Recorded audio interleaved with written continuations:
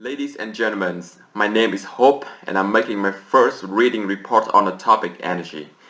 The content belongs completely to the website IEA.org or International Energy Agency. My purpose of recording the report is to improve my English speaking skill, and I just want to spend more time with English because I love English. Alright, this report today names World Energy Outlook 2020.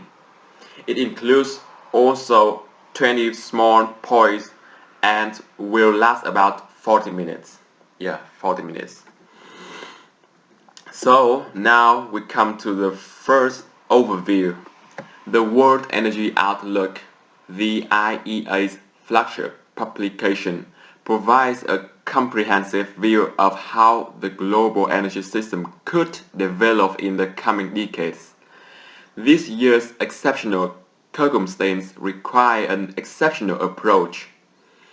The usual long-term modeling horizons are kept, but the focus for the World Energy Outlook 2020 is firmly on the next 10 years, exploring in detail the impacts of the COVID-19 pandemic on the energy sector and the near-term actions that could accelerate clean energy transitions. The analyst targets the key uncertainties facing the energy sector in relation to the duration of the pandemic and its implications while mapping out the choice that would pave the way towards a sustainable recovery. The strategic insights from the WEO 2020 are based on detailed modeling of different potential pathways out of the crisis, covering all regions, fields and technologies, and use the latest data on energy markets, policies and costs. Now we come to the first point. Despite a record drop in global emissions this year, the world is far from doing enough to put them into decisive decline. That was a sentence from Professor Fatih Birol, IEA Executive Director. The economic downturn has temporarily suppressed emissions, but low economic growth is not a low emissions strategy. It is a strategy that would only serve to further impoverish the world's most vulnerable populations. Only faster structural change to the way we produce and consume energy can break the emissions trend for good. Governments have the capacity and the responsibility to take decisive actions to accelerate clean energy transitions and put the world on the path to reaching our climate goals, including net zero emissions. The COVID-19 pandemic has caused more disruption to the energy sector than any other event in the recent history, leaving impacts that will be felt for years to come. This IEA World Energy Outlook, or WEO, examines in detail the effects of the pandemic and in particular how it affects the prospect for rapid clean energy transitions. It is too soon to say whether today's crisis represents a setback for efforts to bring about a more secure and sustainable energy system, or a catalyst that accelerates the pace of change. The pandemic is far from over. Many uncertainties remain and crucial energy policy decisions have yet to be made.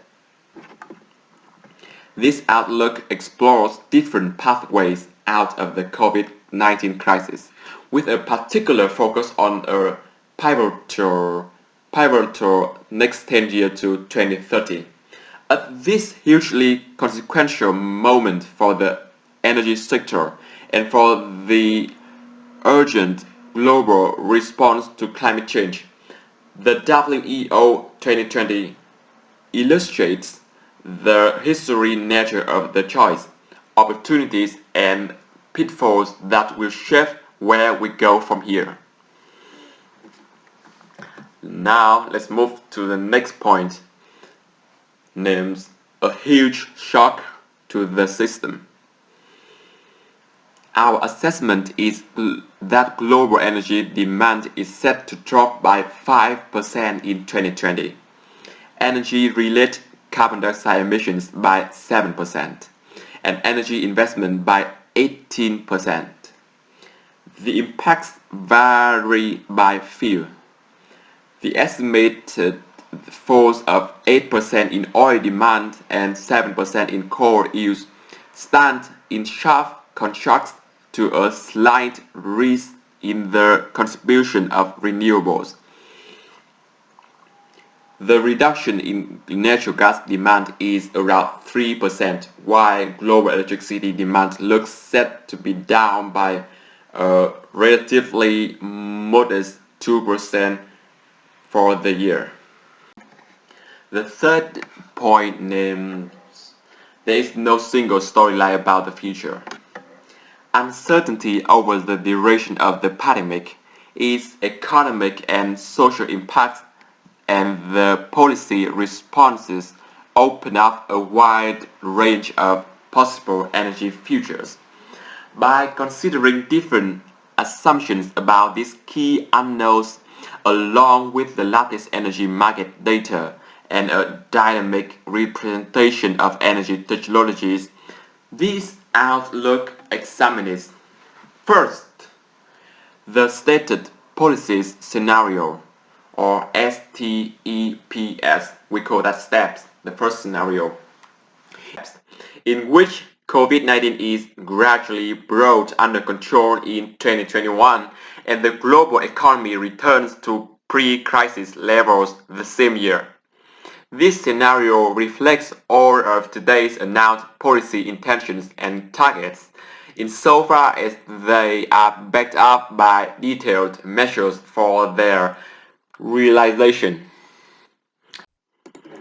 The second, the delayed recovery scenario, or DRS, is designed with the same policy assumptions as in the steps, but a prolonged pandemic caused lasting damage to economic prospects.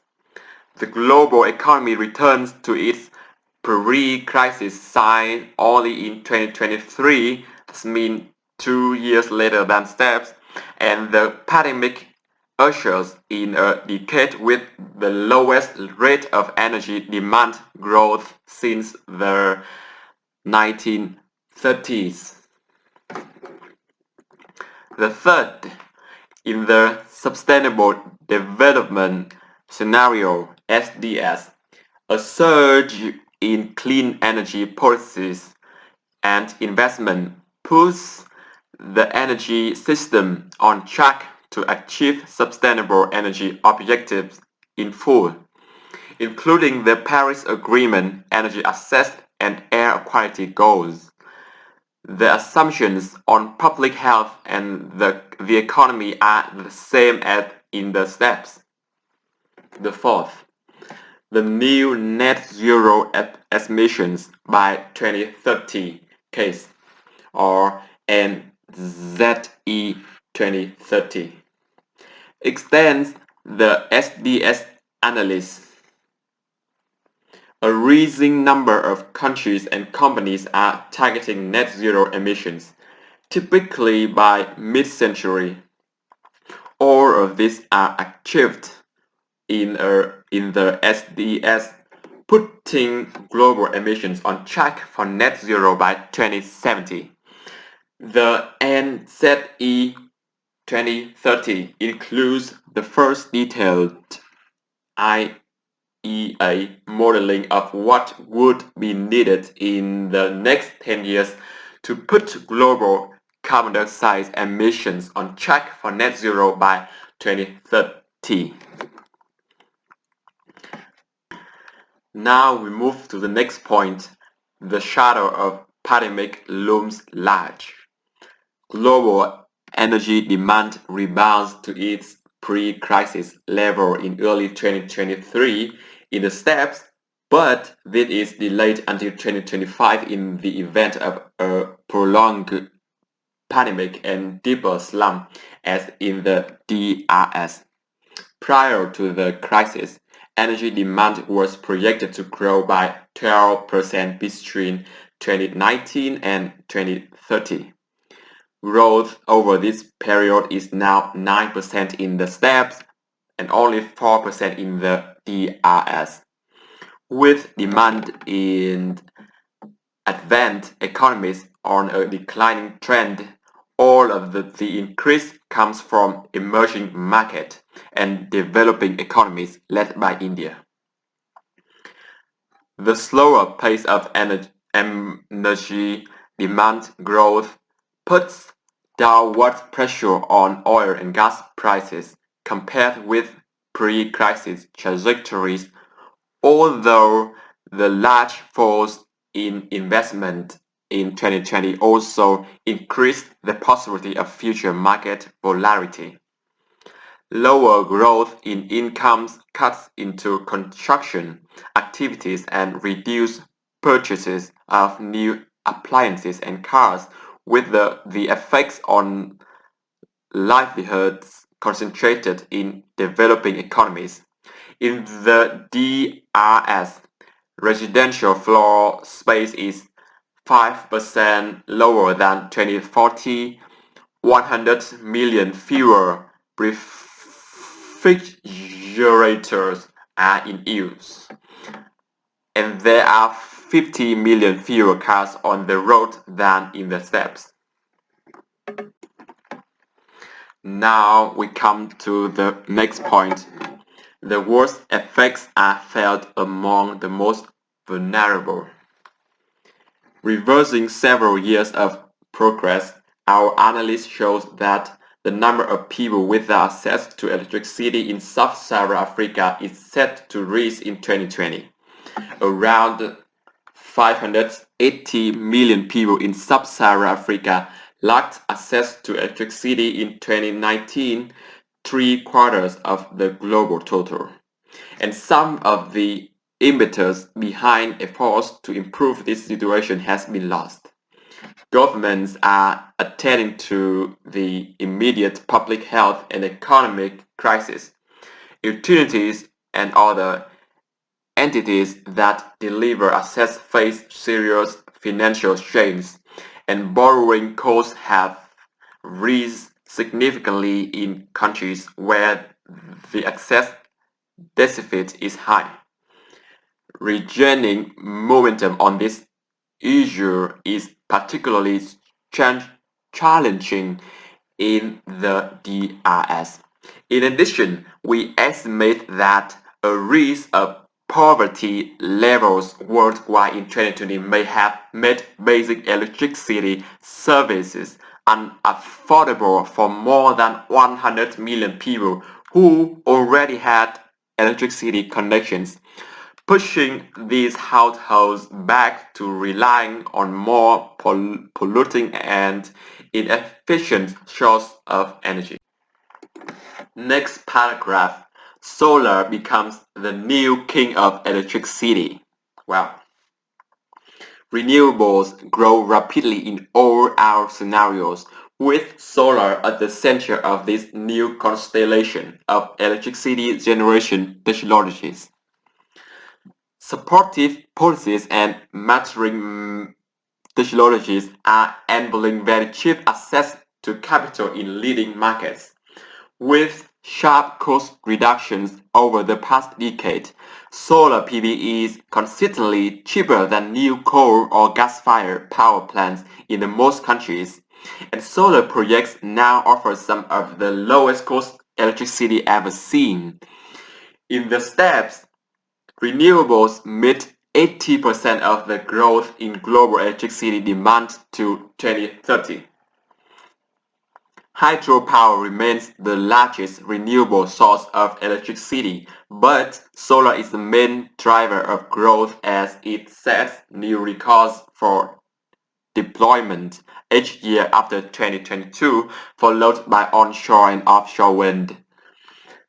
The advance of renewable source of generation and of solar in particular, as well as the contribution of nuclear power, is much stronger in the SDS and SZDE 2050. The pace of change in the electricity sector puts an additional premium on robust grids and over sources of flexibility as well as reliable supplies of the critical minerals and metals that are vital to its circuit transformation. Storage plays an increasingly vital role in ensuring the flexible operator of power system, with India becoming the largest market for utility-scale battery storage. Let's move on to the next paragraph. But the downturn creates risk for the backbone of today's power systems.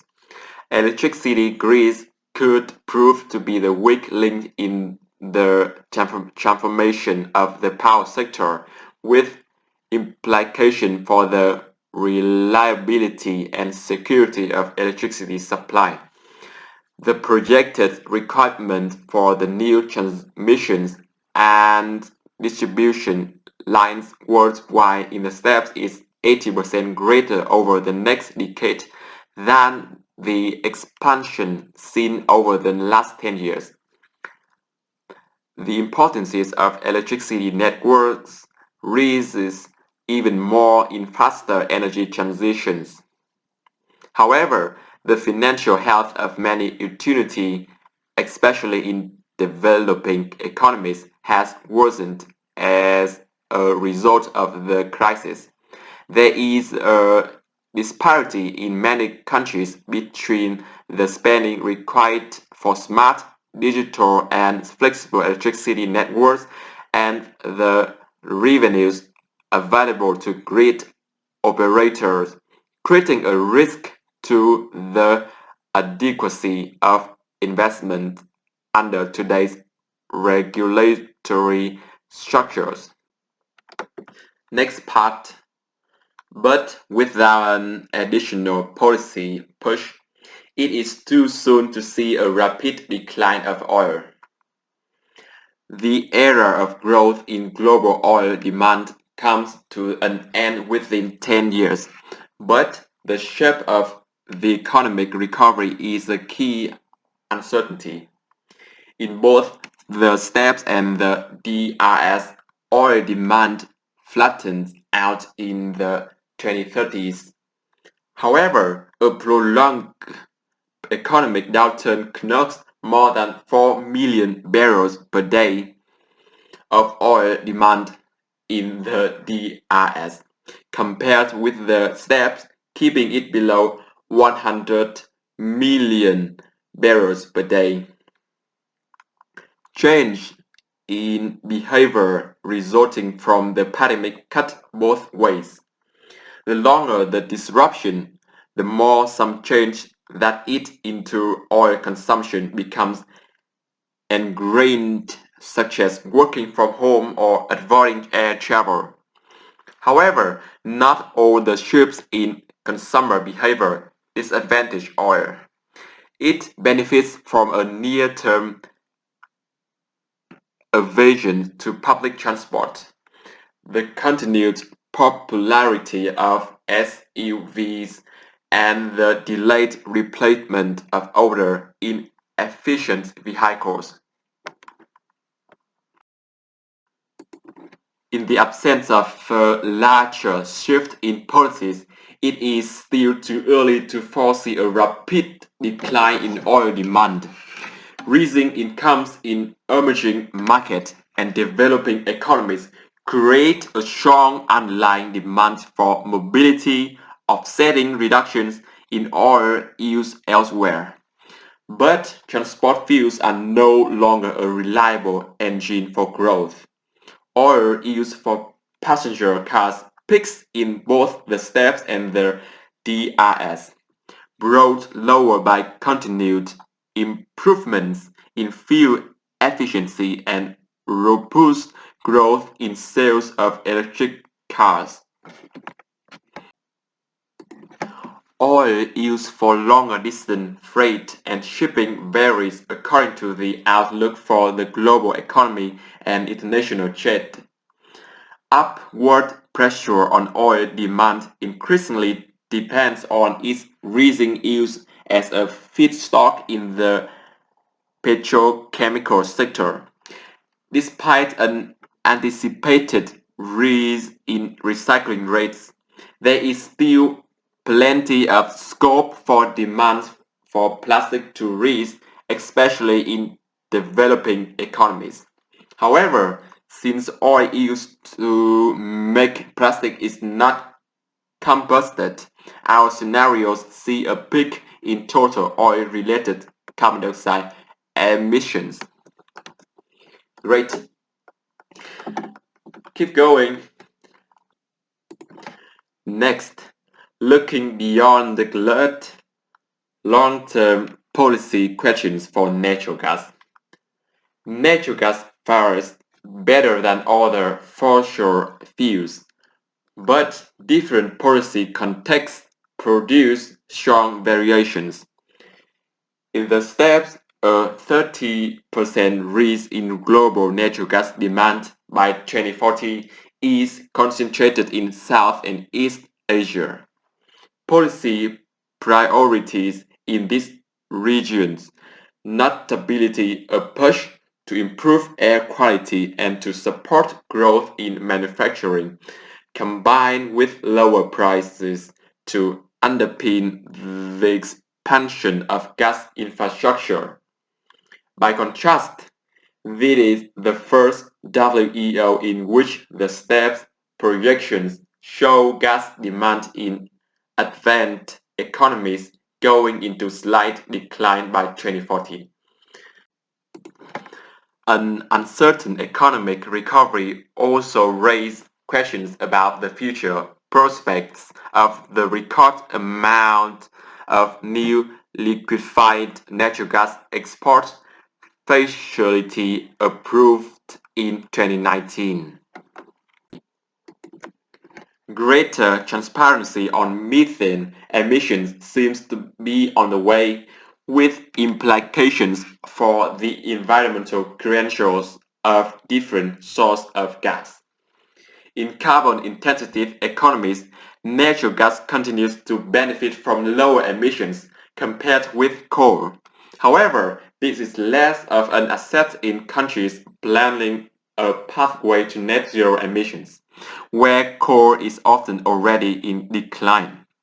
Methane emissions along gas supply chains, as highlighted in the IEA's methane tracker, remain a crucial uncertainty, although better data from companies and from aerial measurements, including from satellites, should soon improve understanding of the source of leaks from across the energy sector.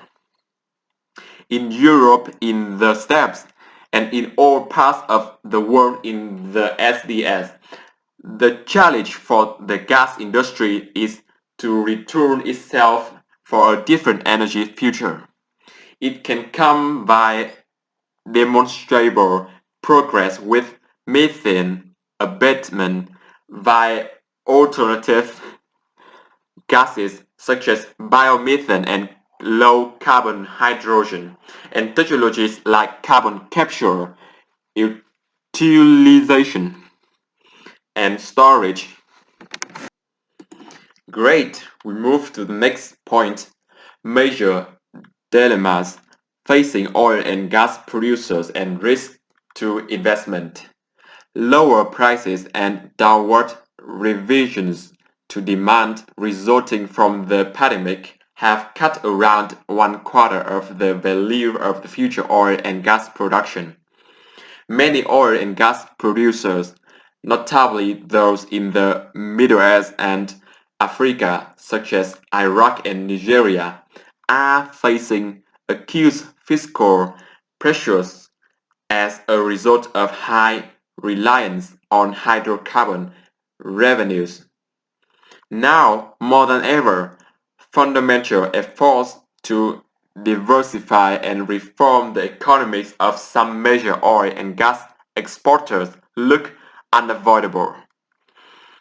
The US shale industry has met nearly 60% of the increase in global oil and gas demand over the last 10 years, but this risk was fueled by easy credit that has now dried up.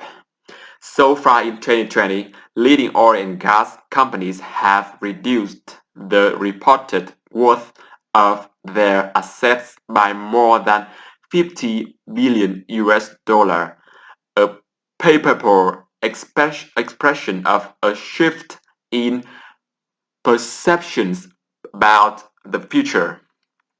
Investment in oil and gas supply has fallen by one-third compared with 2019, and the extent and timing of any pickup and spending is unclear. So too is ability of the industry to meet in a timely way. This could presage new price cycles, a risk to energy security. Low-cost resources and low emissions and diversification are becoming the strategic watchwords for many producer economies and for oil and gas companies.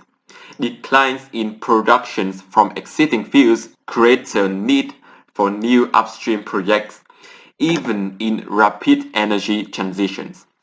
However, investors are looking with increased skepticism at oil and gas projects due to concerns about financial performances and the compatibility of company strategies with environmental goals. Some of the financial concerns might ease if prices pick up and projects start to offer better returns, but questions about the industry's contribution to reducing emissions are not going to go away.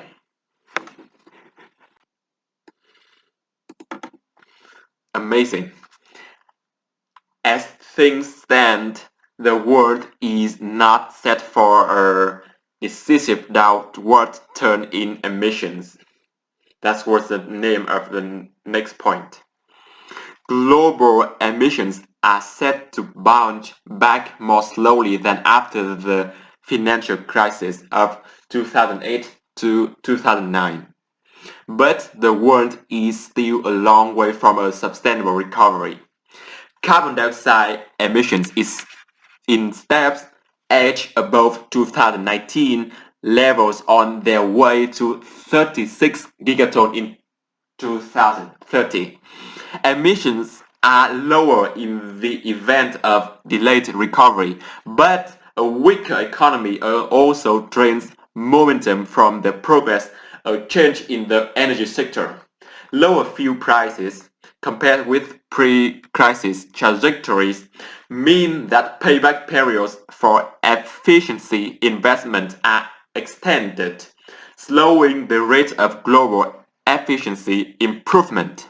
The pandemic and its aftermath can suppress emissions, but low economic growth is not a low emissions strategy.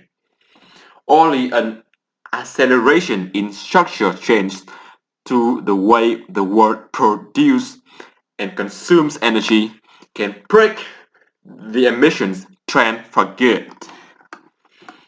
Hello. Next, but there are much more sustainable pathways out of the crisis. A step change in clean energy investment in line with the IEA Sustainable Recovery Plan offers a way to boost economic recovery. create jobs and reduce emissions. This approach has not featured prominently in the plans proposed to date except in the European Union, the United Kingdom, Canada, Korea, New Zealand, and a handful of other countries. In the SDS, full implementation of the IEA Sustainable Recovery Plan, published in June 2020 in cooperation with the International Monetary Fund, puts the global energy economy on a different post-crisis track. Additional investment of $1 trillion a year between 2021 and 2023 in the SDS is directed towards improvements in efficiency, low emissions power and electricity grids, and more sustainable fuels. This makes 2019 the definitive peak for global carbon dioxide emissions. By 2030, emissions in SDS are nearly 10 gigaton lower than the steps. Great. We have 3, 4, 5, 6, 7 short paragraphs left. Let's get it, boy. We're great, aren't we? Yes, we are. Now we move to the next paragraph that also bring cleaner air than during the 2020 lockdowns. Cities see major improvements in air quality by 2030 in the SDS, but without the disruptions to economic activity or people's lives that cleared the air in 2020. Over the next 10 years, lower emissions from urban power plants, residential heating units, and industrial facilities in the SDS lead to falls of 45% to 65% in concentration of fine particulate matter in cities, and cleaner transportation also brings down all the street level pollutants. Major reduction in indoor pollution in developing economies are come from improved access to clean cooking. The SDS does not eliminate all sources of air pollution entirely, but while the toll of premature death from poor air quality continues to rise in the steps, the SDS would avoid more than 12 million premature deaths over the next decade. Now we come to the next paragraph. Avoiding new emissions is not enough if nothing is done about emissions from existing infrastructure. Climate goals are surely out of reach. Detailed new analysis shows that if today's energy infrastructure continues to operate as it has in the past, it would lock in by itself a temperature rise of 165 degrees Celsius. All of today's power plants, industrial plants, buildings and vehicles will generate a certain level of future emissions if they continue to rely on unabated combustion of fossil fuels. If all of these assets, as well as power plants currently under construction, were operated for similar lifetimes and in similar ways as in the past, they would still be emitting around 10 gigatons of carbon dioxide in 2050. That is why the SDS not only includes much faster deployment of clean energy technologies, but also envisages the operation of existing carbon-intensive assets in a very different way from the steps. Existing coal-fired power plants, for example, are either retrofitted, repurposed, or retired in the SDS in order to halve coal-fired emissions by 2030. Keep going, keep going. Next point, the transformation has to extend well beyond the power sector. The power sector takes a lead, but a wide range of strategies and technologies are required to tackle emissions across all parts of the energy sector. Emissions from the power sector dropped by more than 40% by 2030 in the SDS, with annual additions of solar PV almost tripling from today's levels. Electricity takes an ever greater role in overall energy consumption, as rising output from renewables and nuclear power helps to bring down emissions from sectors such as passenger transport that are cost effectively to electrify. The harder task for the transformation of the energy sector lie elsewhere, particularly in industrial sectors such as steel and cement, in long-distance transport, in the balancing of multiple chains taking place in parallel across a complex energy system, and in securing and maintaining public acceptance. Maintaining a strong pace of emissions reductions post-2030 requires a relentless focus on energy and material efficiency, electrification, and a strong role for low-carbon liquids and gases. Low-carbon hydrogen and CCUS scale up significantly, building on a decade of rapid innovation and deployment in the 2020s. We are so close to the end. Keep going. Thank you. The vision of a net zero emissions world is coming into focus. The ambitious pathway mapped out in the SDS relies on countries and companies hitting their announced net zero emission targets on time and in full. These are mostly targets for 2050, although there are individual countries that have set earlier targets, and most recently, China announced a 2060 date for carbon neutrality. Realistic these goals is important not only for the countries and companies concerned, but also for accelerating progress elsewhere by bringing down technology costs and by developing regulation and markets for low emissions products and services. We have 3 points left. Wow, means we passed 17 points.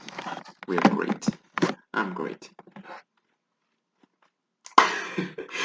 And ambitious actions over the next decade are critical.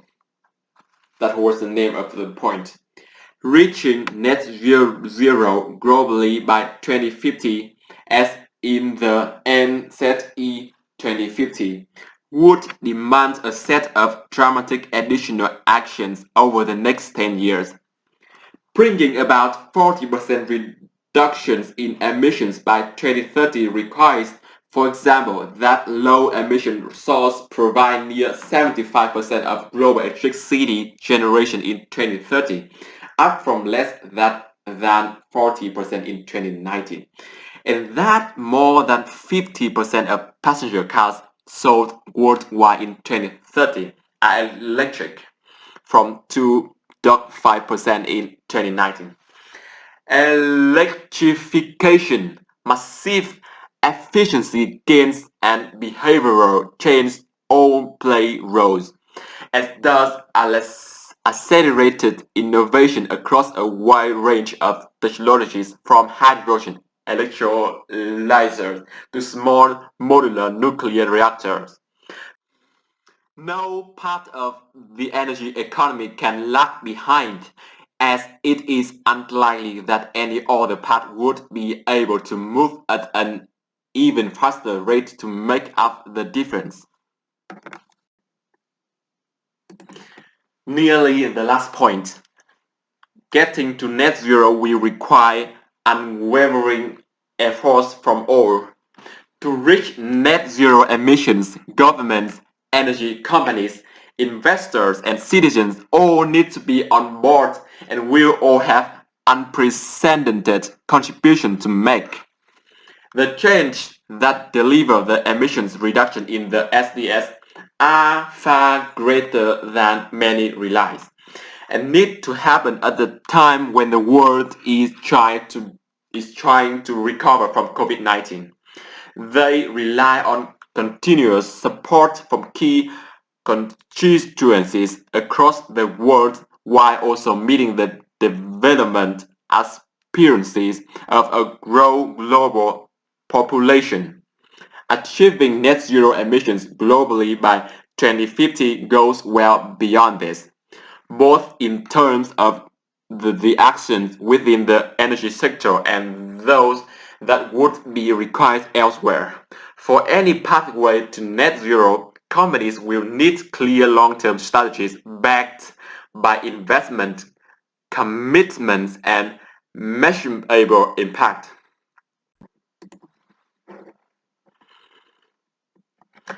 The finance sector will need to facilitate a dramatic scale-up of clean technologies at the transitions of fossil fuel companies and energy-intensive businesses, and bring low-cost capital to the countries and communities that need it most. Engagement and choice made by citizens will also be crucial. For example, in the way they heat or cool their homes, or how they travel. Ladies and gentlemen, the last point, yes, the last point, finally. Namely, governments have the decisive role. At a moment when COVID-19 has created extraordinary uncertainty, governments have unique capacities to act and to guide the actions of others. They can lead the way by providing the strategic vision, the spur to innovation, the incentive for consumers, the policy signals, and the public finance that catalyze action by private actors, and the support for communities where livelihoods are affected by rapid change. They have the responsibility to avoid unintended consequences for the reliability or affordability of supply. Our secure and sustainable energy future is a choice for consumers, investors, and industries, but most of all for governments. And that was the World Energy Outlook 2020. Thank you again for listening.